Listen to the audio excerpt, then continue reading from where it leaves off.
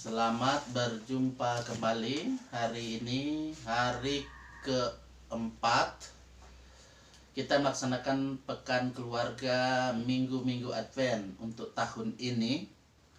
Bagian perikop silahkan persiapkan dalam Yesaya pasal 11 ayat yang pertama sampai ayat 5. Terlebih dahulu saya ajak kita berdoa. Mari kita berdoa. Ya Tuhan Allah, kami mengucap syukur, kami berterima kasih. Kami bisa berada dalam pelaksanaan pekan keluarga minggu-minggu Advent untuk tahun ini. Kami berada di hari keempat dalam pelaksanaan pekan keluarga saat ini. Bagian firman Tuhan Yesaya 11 ayat 1 sampai ayat 5. Tolonglah kami sebagai keluarga-keluarga supaya kami boleh mempersiapkan diri dalam masa raya Advent ini, supaya hati, jiwa, dan seluruh keberadaan kehidupan kami persiapkan untuk menyambut kedatangan-Mu. Amin. Saya baca firman Tuhan pada kesempatan ini. Mari kita arahkan perhatian kita kepada firman Tuhan saat ini. Firman-Nya berkata seperti ini. Suatu tunas akan keluar dari tunggul Isai, dan taruk yang akan tumbuh dari pangkalnya akan berbuah. Roh Tuhan akan ada padanya, roh hikmat dan pengertian, roh nasihat dan keperkasaan, roh pengenalan dan takut akan Tuhan. Ya, kesenangannya ialah takut akan Tuhan. Ia tidak akan menghakimi dengan sekilas pandang saja, atau menjatuhkan keputusan menurut kata orang. Tetapi ia akan menghakimi orang-orang lemah dengan keadilan, dan akan menjatuhkan keputusan terhadap orang-orang yang tertindas, dan di negeri dengan kejujuran. Ia akan menghajar bumi dengan perkataannya seperti dengan tongkat, dan dengan nafas mulutnya ia akan membunuh orang fasik. Ia tidak akan menyimpang dari kebenaran dan kesetiaan. Seperti ikat pinggang tetap terikat pada pinggang.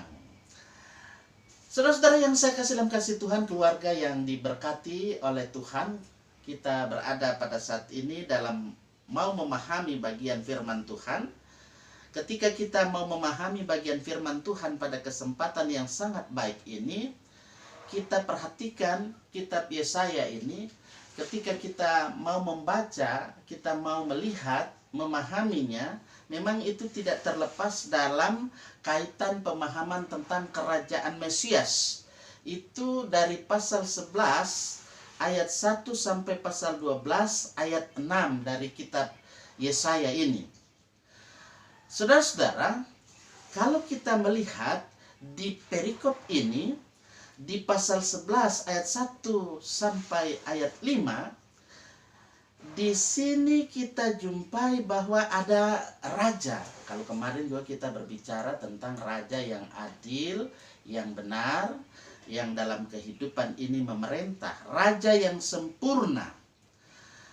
Kalau dikatakan di situ juga ada pohon yang ditebang, kemudian tepinya ditebang, tepi tidak mati. Ini merupakan satu perbandingan yang mencolok dengan hutan. Kalau kita perhatikan itu dalam kehidupan masyarakat yang ada di hutan Asyur, yang itu diratakan. Kalau kita melihat itu nanti dibaca dalam pasal 10 ayat 13, kemudian pasal 34, juga kalau kita lihat dalam Yesaya pasal 6 ayat 1 sampai ayat 13, di situ ada juga kalau kita lihat tunggul dari pohon tersebut, nah itulah yang disebut dengan Israel, yang tumbuh ya dengan secara terus-menerus dalam sisa itu. Kalau kita lihat juga pada pasal 4 ayat 2. Nah, di sini ini adalah yang dimaksudkan keluarga Daud. Ya, keluarga Daud zaman Alkitab. Ada keluarga Daud zaman sekarang ya, zaman now. Ini keluarga Daud zaman Alkitab. Dan titik pertumbuhannya adalah satu orang. Nah itu, jadi pangkal Isai, dari Isai sampai pada Mesias itu. Kemudian kita lihat di situ memang di bagian ayat 3 bagian A, di situ dikatakan juga di ayat 2, di situ melihat kita roh besar di situ. Ini membuatnya sangat relevan untuk tugasnya, bukan hanya karena kelahiran kerajaan saja, sama halnya dengan hakim-hakim dan raja-raja yang terdahulu. Coba Anda bandingkan juga dalam Hakim-Hakim pasal 3 ayat 10, kemudian di pasal 6 ayat 34, dan seterusnya. Dan juga 1 Samuel pasal 10 ayat 10, dan pasal 16 ayat 13. Sehingga dia, kalau dikatakan dalam Salomo, kemudian ada Gideon dan Daud, dalam diri satu orang. Namun tidak diperlengkapi hanya sebagian-sebagian atau hanya untuk sementara saja, melainkan itu diperlengkapi secara lestari. Jadi lestari, ayat 2a, perhatikan itu. Dan kalau kita lihat juga sekaya mungkin, ya. Nah, pemberian-pemberian itu adalah rangkap 3 dan bukan rangkap 7. Nah, kalau dikatakan ada roh hikmat dan roh pengertian, ada nasihat, kemudian dalam kaitan dengan ini ada keperkasaan untuk bagaimana dia menghadapi peperangan nanti, dan roh pengertian dan takut akan Tuhan. Ini satu kepemimpinan yang senantiasa diharapkan terjadi dalam kehidupan ini. Kemenangan yang ada di situ adalah kesenangannya. Bagaimana dia dalam hal ini ada pengertian, takut akan Tuhan itu adalah sesuatu yang sangat luar biasa yang harus ada. Sehingga di ayat 3b sampai ayat 5, ayat yang ada ini mau menunjukkan betapa luar biasanya roh yang di atas yang disebutkan ini secara kontinu diberikan, yang membuatnya selaku bagaimana dia menuntun, kemudian dia menjaga, kemudian dalam hal ini dapat memberi teladan untuk kehidupan umat.